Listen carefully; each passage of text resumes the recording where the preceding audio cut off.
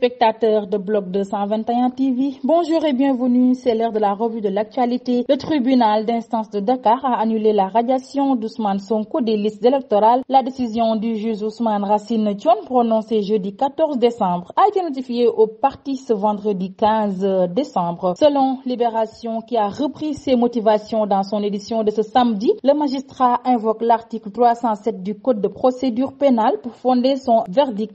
Il estime que la condamnation par contumace du maire de Ziguinchor dans l'affaire Sweet Beauty le 1er juin dernier est anéantie de plein droit par son arrestation près de 2 mois plus tard. Selon le juge du tribunal d'instance de Dakar, le débat sur la publicité et la déchéance prévue par les articles 311 et 312 du Code de procédure pénale devient alors inutile puisque l'article 316 du même code énonce que si les contumax se constituent prisonniers ou s'il est arrêté avant que la peine ne soit éteinte par la prescription, la décision et les procédures faites postérieurement sont anéanties de plein droit et il est procédé à son égard dans la forme ordinaire. Le récit est à lire dans bloc221.com. En tournée dans la zone de Touba, Boubacar Camara s'est exprimé hier sur l'affaire dite de la présumée autorisation d'exploitation de diamants. Pour lui, le problème dans cette affaire, c'est que l'État n'a toujours pas donné sa version officielle.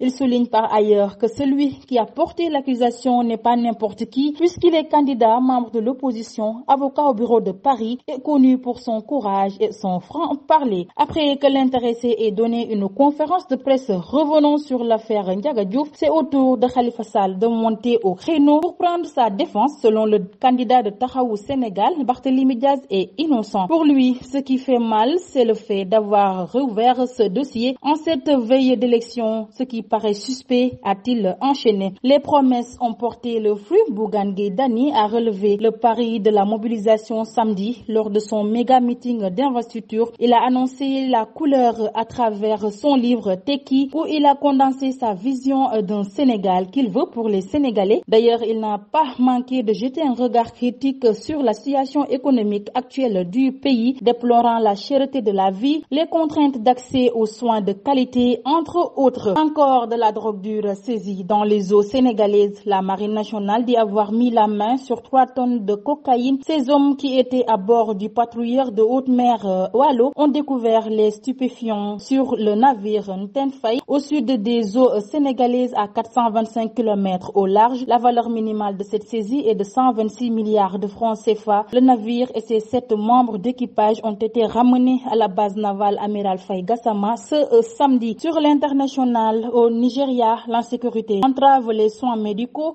Vendredi, des affrontements ont éclaté dans la ville de Zurmi, dans l'état de Zamfara, dans le nord-ouest du pays. L'association Médecins sans frontières a dû évacuer une dizaine de personnes de son personnel vers la ville voisine de Gusso. Herko Van Deventer avait été capturé en Libye en novembre 2017, puis vendu au groupe de soutien à l'islam et aux musulmans et transféré au Mali où il avait partagé une partie de sa captivité avec l'otage français Olivier Dubois. Il a été libéré samedi et transmis aux autorités algériennes à la frontière avec le Mali selon la fondation sud-africaine Gift of the Giver qui sert de médiatrice depuis 2018. Selon la RFI, sa femme dit toujours attendre une preuve concrète de sa libération. Côté sud-africaine, les autorités n'ont pas encore réagi. 6 rebelles communistes et un soldat ont été tués lors d'un échange de tirs ce dimanche aux Philippines selon l'armée, alors que le gouvernement se prépare à reprendre les négociations de paix avec la rébellion,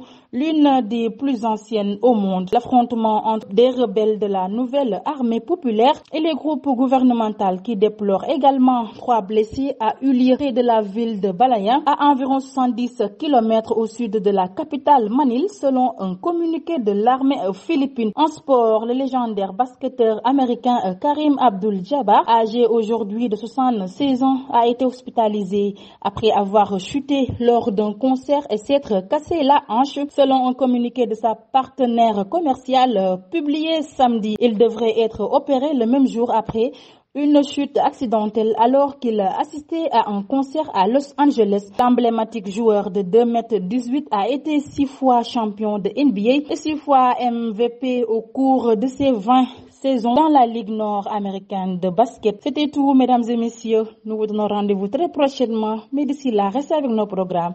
Bloc 221 TV.